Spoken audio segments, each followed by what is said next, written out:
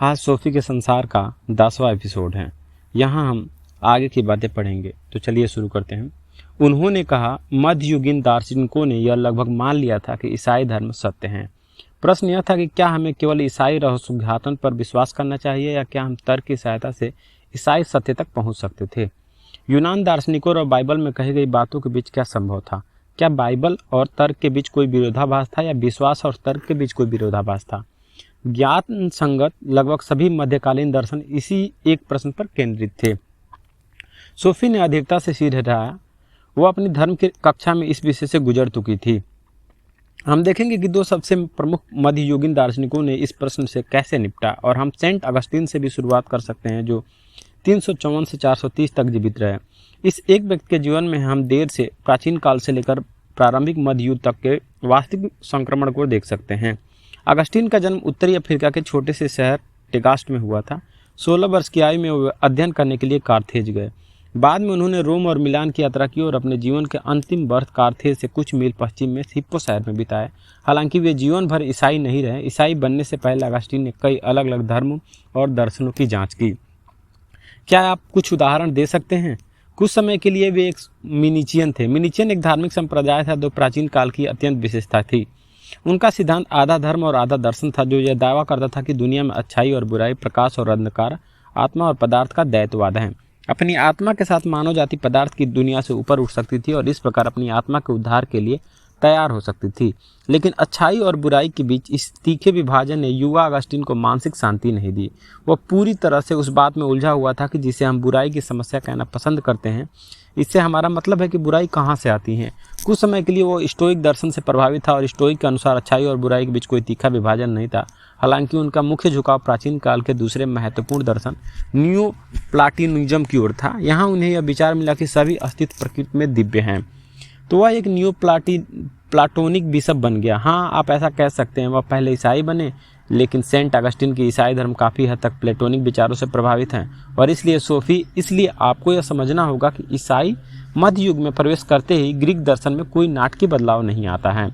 Greek दर्शन का अधिकांश हिस्सा सेंट अगस्तीन जैसे चर्च के पिताओं के माध्यम से नए युग में ले जाया गया। क्या आपका मतलब कि सेंट अगस्तीन आधे ईसाई और आधे नियोप्लास्टिनोस थे? वह खुद मानते थे कि वह 100% ईसाई थे। हालांकि उन्हें ईसाई धर्म और प्लेटो के दर्शन के बीच कोई वास्तविक विरोधाभास नहीं दिखाई दिया। उनके लिए प्लेटो और ईसाई सिद्धांत के बीच समानता इतनी स्पष्ट थी कि उन्हें लगा कि प्लेटो को पुराने नियम का ज्ञान होना चाहिए। यह जाहिर है अत्यधिक असंभव है, बल्कि हम यह कहें कि यह सेंट अगस्तीन ही थे जिन्होंने प्लेटो को ईसाई बनाया। इसलिए उन्हें दर्शन शास्त्र से जुड़ी हर चीज़ से मुंह नहीं मोड़ा जब वो ईसाई धर्म में विश्वास करने लगा। नहीं, लेकिन उन्होंने बताया कि धार्मिक प्रश्नों में तर्क आपको कितनी दूर तक ले जा सकता है, इसकी सीमाएं हैं। ईसाई धर्म एक दिव्य रहस्य है जिसे हम केवल विश्वास के माध्यम से ही समझ सकते हैं। लेकिन अगर हम ईसाई धर्म में विश्वास करते हैं तो ईश्वर आत्मा को प्रकाशित करेगा ताकि हम ईश्वर के बारे में इस तरह के अलौकिक ज्ञान का अनुभव कर सकें।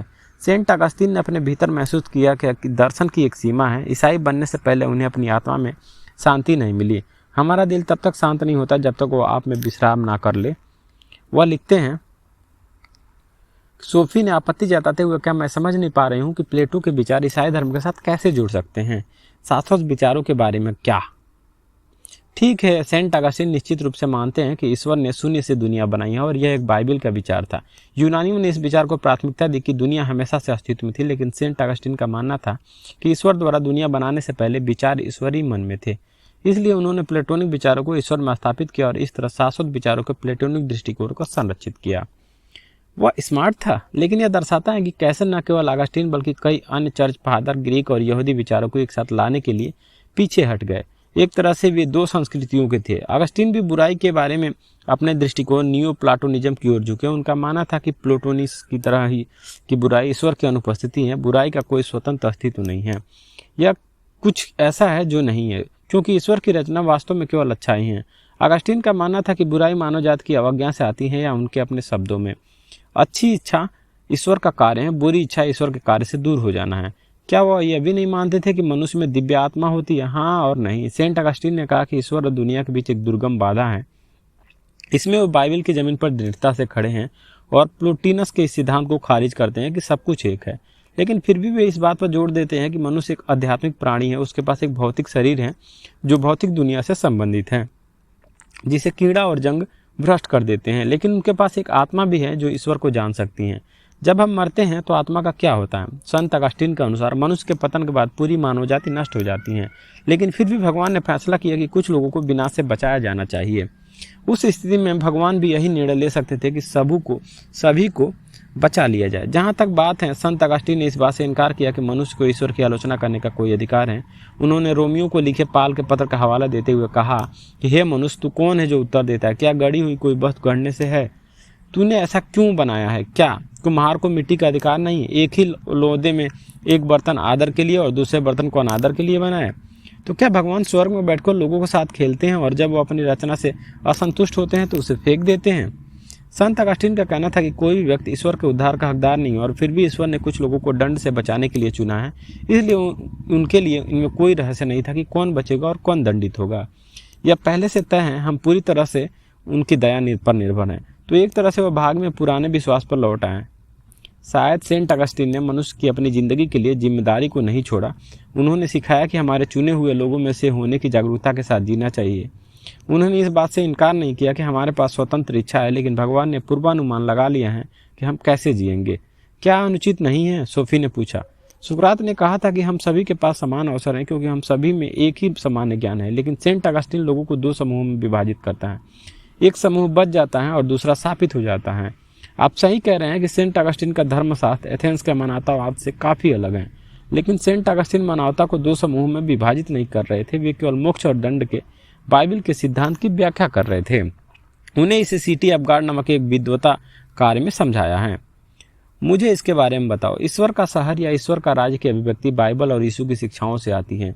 सेंट अगस्तीन का मानना था कि पूरा मानव इतिहास ईश्वर के राज्य और विश्व के राज्य के बीच संघर्ष है।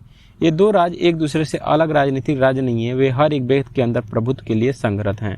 फिर भी ईश्वर का राज्य कमोबेश चर्च में स्पष्ट रूप से मौजूद है और विश्व का राज्य में मौजूद है। उदाहरण के लिए रोमन साम्राज्य में जो सेंट अगस्तीन के समय गिरावट में था, यह अवधारणा तब और स्पष्ट हो गई जब चर्च और राज्य पूरे मध्य युग में वर्चस्व के लिए लड़े। अब ऐसा कहा जाने लगा कि चर्च के बाहर कोई मोक्ष नहीं है। सेंट अगस्तीन का ईश्वर का शहर अंततः स्थापित चर्च के समान हो गया। 16वीं शताब्दी में सुधार तक इस विचार के खिलाफ कोई विरोध नहीं था कि लोग केवल चर्च के माध्यम से ही मोक्ष प्राप्त कर सकते हैं। अब समय आ गया है। हम यह भी दे सकते हैं कि सेंट अगस्तीन पहले दार्शनिक थे जिन्होंने अपने दर्शन में इतिहास को शामिल किया। अच्छाई और बुराई के बीच संघर्ष किसी भी तरह से नया नहीं था। जो नया था वह था अगस्तीन के लिए संघर्ष इतिहास में खेला गया था। सेंट अगस्तीन के काम के इस पहलू में प्लेटो का बहुत ज़्यादा योगदान नहीं है। वे इतिहास का रैखिक दृष्टिकोण से अधिक प्रभावित थे। जैसा कि हम पुराने नियम में पाते हैं, विचार के ईश्वर को अपने ईश्वर के राज्य को साकार करने के लिए पूरे इतिहास की आवश्यकता है। मनुष्य के ज्ञान और बुराई के विनाश के लिए इतिहास आवश्यक है। और यह जैसा कि सेंट अगस्तीन ने कहा है कि ईश्वरीय दूरदर्शिता आदम से लेकर समय के अंत तक मानव जाति के इतिहास को इस प्रकार निर्देशित करती है। मानव ऐसे व्यक्ति की कहानी है जो बचपन से बुढ़ापे तक धीरे धीरे विकसित होता है। सोफी ने अपनी घड़ी देखी 10 बज चुके से। उसने कहा कि मुझे जल्दी ही जाना होगा, लेकिन पहले मुझे तुम्हें दूसरे महान मध्यकालीन दार्शनिक के बारे में बताना चाहिए। क्या हम बाहर बैठेंगे? अल्बर्टो खड़ा हो गया। उसने अपनी हथेलियां आपस में मिलाई और अपने गलियारों से नीचे की ओर चलने लगा। ऐसा लग रहा था जैसे वो प्रार्थना कर रहा हो या किसी आध्यात्मिक सत्य पर गहराई से ध्यान लगा रहा हो। सोफी उसके पीछे चली गई। उसे लगा कि उसके पास कोई विकल्प नहीं है। सुबह के बादलों के बीच से सूरज अभी तक नहीं निकला था। अल्बर्टो चर्च के बाहर एक बेंच पे बैठ गया। सोफी सोच रही थी कि अगर कोई आ गया तो लोग क्या सोचेंगे। सुबह 10 बजे से चर्च की बेंच पर बैठा हुआ अपने आप में अजीब था और मध्ययुगीन भिक्षुक के साथ बैठने से चीज़ें और भी बेहतर नहीं दिखती। 8 बज चुके हैं। उन्होंने शुरू किया। सेंट अगस्तीन के बाद से लगभग 400 साल बीत चुके हैं और अब स्कूल शुरू हो चुके हैं। अब से 10 बजे तक कॉन्वेंट स्कूलों का शिक्षा का एकाधिकार होगा। 10 से 11 बजे के बीच पहला कैथोलिक इंस्टीट्यूट स्थापित किया जाएगा। उसके बाद दोपहर में पहला विश्वविद्यालय स्थापित किया जाएगा। महान गोथिक कैथेड्रल उसी समय बनाए जाएंगे। यह चर्च भी 1200 के दशक या जिसे हम उच्च गोथिक काल कहते हैं, इस शहर में एक बड़ा कैथेड्रल नहीं बनवा सकते थे। सोफी ने कहा, इन्हें इसकी जरूरत नहीं थी। मुझे खाली चर्चों से नफरत है। लेकिन महान गिरजाघर केवल सभाओं के लिए नहीं बनाए गए थे। वे भगवान की महिमा के लिए बनाए गए थे और अपने आप में एक तरह का धार्मिक उत्सव थे। हालांकि इस अवधि के दौरान कुछ और भी हुआ जिसका हमारे जैसे दार्शनिकों के लिए विशेष महत्व है। अल्बर्टो ने आगे कहा कि स्पेन के अरबों का प्रभाव महसूस होने लगा। पूरे मध्य युग में अरबों ने अरस्तु की परंपरा को जीवित रखा था और 12वीं शताब्दी के अंत से अरब विद्वान कुलीनों के निमंत्रण पर उत्तरी इटली में आने लगे। इस प्रकार अरस्तु के कई लेखन प्रसिद्ध हो गए और ग्रीक और अरबी से लैटिन में अनुवादित किए गए। इसने प्राकृतिक विज्ञानों की एक नई रुचि पैदा की और ईसाई रहस्योद्घाटन के ग्रीक दर्शन से संबंध सवाल में नई जान फूंक दी। जाहिर है कि विज्ञान के मामले में अरस्तु को अब नजरअंदाज नहीं किया जा सकता था, लेकिन अब किसी को दार्शनिक अरस्तु पर ध्यान देना चाहिए और कब बाइबल से चिपके रहना चाहिए, क्या आप समझ रहे हैं? सोफी ने सिर हिलाया और भिक्षु बोला, इस अवधि के सबसे महान और सबसे महत्वपूर्ण दार्शनिक सेंट थॉमस एक्विनास थे, जो 1225 से 1274 तक जीवित थे। वे रोम और नेपल्स के बीच एक छोटे से शहर एक्विनो से आए थे, लेकिन उन्होंने पेरिस विश्वविद्यालय में एक शिक्षक के रूप में भी काम किया। मैं उन्हें एक दार्शनिक कहता हूँ, लेकिन वे उतने ही धर्मशास्त्री थे। उसमें दर्शन और धर्मशास्त्र के बीच कोई बड़ा अंतर नहीं था। संक्षेप में हम कह सकते हैं कि एक्विनास ने अरस्तु को उसी तरह ईसाई बनाया जैसे सेंट अगस्टीन ने शुरुआती मध्यकाल में प्लेटो को ईसाई बनाया था। क्या अजीब बात नहीं थी कि ईसा से कई सौ साल पहले जीने वाले दार्शनिकों को ईसाई बना दिया गया? सोफी प्रश्न करती है। आप ऐसा कह सकते हैं, लेकिन इन दो महान यूनानी दार्शनिकों को ईसाई बनाने से हमारा मतलब सिर्फ इतना है कि उनकी व्याख्या और स्पष्टीकरण इस तरह से किया गया कि उन्हें अब ईसाई धर्म के लिए खतरा नहीं माना जाता। एक्विनास उन लोगों में से थे जिन्होंने अरस्तु के दर्शन को ईसाई धर्म के साथ संगत बनाने की कोशिश की। हम कहते हैं कि उन्होंने आस्था और ज्ञान के बीच महान संस्लेटर बनाया। उन्होंने अरस्तु के दर्शन में प्रवेश करके और उनके शब्दों पर विश्वास करके ऐसा किया। मुझे खेद है, लेकिन कल रात मुझे बिल्कुल भी नींद नहीं आई। मुझे डर है कि आपको इसे और अधिक स्पष्ट रूप से समझना पड़ेगा। एक्विनास का मानना था कि दर्शन या तर्क हमें जो सिखाता है और ईसाई रहस्योद्घाटन या आस्था हमें जो सिखाती है, उसके बीच कोई संघर्ष नहीं होना चाहिए। ईसाई धर्म और दर्शन अक्सर एक ही बात कहते हैं, इसलिए हम अक्सर उन्हीं सत्यों के आधार पर तर्क कर सकते हैं जिन्हें हम बाइबल में पढ़ सकते हैं। ऐसा कैसा? क्या तर्क हमें यह बता सकते हैं कि ईश्वर ने संसार को 6 दिन में बनाया? यीशु ईश्वर का पुत्र था? नहीं, आस्था के तथाकथित सत्य केवल विश्वास और ईसाई रहस्योद्घाटन के माध्यम से ही सुलभ है। लेकिन एक्विनास कई प्राकृतिक धार्मिक सत्यों के अस्तित्व में विश्वास करते थे। उससे उनका तात्पर्य उन शर्तों के साथ जिन्हें ईसाई आस्था और हमारे जन्मजात या प्राकृतिक तर्क दोनों के माध्यम से प्राप्त किया जा सकता था। उदाहरण के लिए यह सत्य है कि ईश्वर है। एक्विनास का मानना था कि ईश्वर तक पहुंचने के 2 रास्ते हैं। एक रास्ता आस्था और ईसाई रहस्योद्घाटन से होकर जाता है और दूसरा तर्क और इंद्रियों से होकर जाता है। इन दोनों में से आस्था और रहस्योद्घाटन का मार्ग निश्चित रूप से सबसे सुरक्षित है, क्योंकि केवल तर्क पर भरोसा करके अपना रास्ता खोजना आसान है। लेकिन एक्विनास का कहना था कि अरस्तु जैसे दार्शनिक और ईसाई सिद्धांत के बीच कोई संघर्ष नहीं होना चाहिए। तो क्या हम अरस्तु पर विश्वास करने और बाइबल पर विश्वास करने के बीच चुनाव कर सकते हैं? बिल्कुल नहीं। अरस्तु सिर्फ आधा रास्ता ही तय करते थे, क्योंकि उन्हें ईसाई रहस्योद्घाटन के बारे में पता नहीं था। लेकिन आधा रास्ता तय करना गलत रास्ता तय करने के समान नहीं है। उदाहरण के लिए यह कहना गलत नहीं है कि एथेंस यूरोप में है, लेकिन यह विशेष रूप से सटीक भी नहीं है।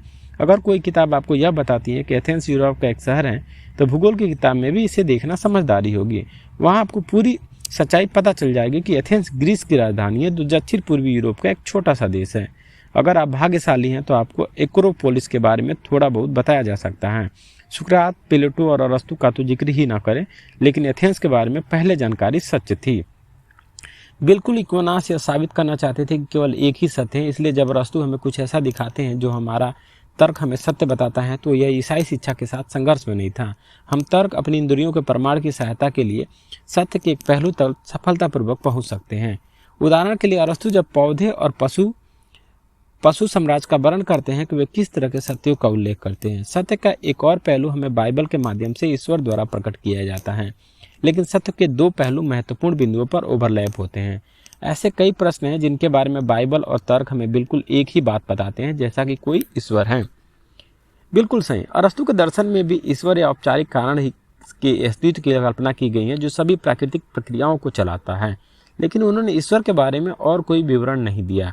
इसके लिए हमें पूरी तरह बाइबल और यीशु की शिक्षाओं पर निर्भर रहना चाहिए। क्या यह पूरी तरह से निश्चित है कि ईश्वर है?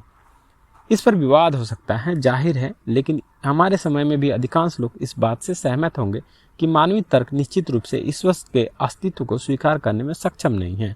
एक्विनास इससे भी आगे आ गए। उनका मानना था कि वे अरस्तु के दर्शन के आधार पर ईश्वर के अस्तित्व को साबित कर सकते हैं। इतना खराब भी नहीं था। उनका मानना था, हमारे तर्क से हम पहचान सकते हैं कि हमारे आसपास की हर चीज़ का एक औपचारिक कारण होना चाहिए। ईश्वर ने बाइबल और तर्क दोनों के जरिए खुद को मानव जात के सामने प्रकट किया है। इस प्रकार विश्वास का धर्मशास्त्र और प्राकृतिक धर्मशास्त्र दोनों हैं। नैतिक पहलू के बारे में यह सच है, बाइबल हमें सिखाती है कि ईश्वर हमें कैसे जीना चाहता है, लेकिन ईश्वर ने हमें एक विवेक भी दिया है जिसे हम प्राकृतिक आधार पर सही और गलत के बीच अंतर करने में सक्षम बनाते हैं। इस प्रकार नैतिक जीवन के दो रास्ते हैं। हम जानते हैं कि लोगों को नुकसान पहुंचाना गलत है, भले हमने बाइबल में यह ना पढ़ा हो कि हमें दूसरों के साथ कैसा व्यवहार करना चाहिए। जैसा तुम चाहते हो वे तुम्हारे साथ करें, यहाँ भी सबसे पक्का मार्गदर्शक बाइबल की आज्ञा का पालन है। मुझे लगता है कि मैं समझ गई हूँ। सोफी ने अब कहा, यह लगभग वैसा ही है जैसा हम बिजली चमकने और गड़गड़ाहट सुनकर जान लेते हैं कि तूफान आने वाला है। यह सही है, हम अंधे होने पर भी गड़गड़ाहट सुन सकते हैं और हम बहरे होने पर भी बिजली देख सकते हैं। बेशक यह सबसे अच्छा है अगर हम दोनों देखें और सुन सकें, लेकिन हम जो देखते हैं और जो सुनते हैं उसके बीच कोई विरोधाभास नहीं है। इसके विपरीत दोनों प्रभाव एक दूसरे को मजबूत करते हैं। अच्छा, ऐसा है? मुझे एक और तस्वीर जोड़ने दीजिए। अगर आप कोई उपन्यास पढ़ते हैं, जॉन स्टीनबेक का ऑफ माइस और पुरुष उदाहरण के लिए, वास्तव में मैंने इसे पढ़ा है, क्या आपको ऐसा नहीं लगता कि आप लेखक के बारे में उसकी रचना पढ़कर कुछ जान गए हैं? किताब, मुझे पता है कि एक व्यक्ति ने इसे लिखा है, क्या आप उसके बारे में बस इतना ही जानते हैं? ऐसा लगता है कि वह बाहरी लोगों की परवाह करता है। जब आप इस पुस्तक को पढ़ते हैं जो कि स्टीनबेक की रचना है, तो आपको स्टीनबेक के स्वभाव के बारे में कुछ पता चलता है, लेकिन आप लेखक के बारे में कोई व्यक्तिगत जानकारी प्राप्त करने की उम्मीद नहीं कर सकते। क्या आप माई एंड मेन को पढ़कर बता सकते हैं कि लेखक ने इसे लिखते समय कितनी उम्र की थी, वो कहाँ रहता था या उसके कितने बच्चे थे? बिल्कुल नहीं, लेकिन आप यह जानकारी जॉन स्टीनबेक की जीवनी में पा सकते हैं।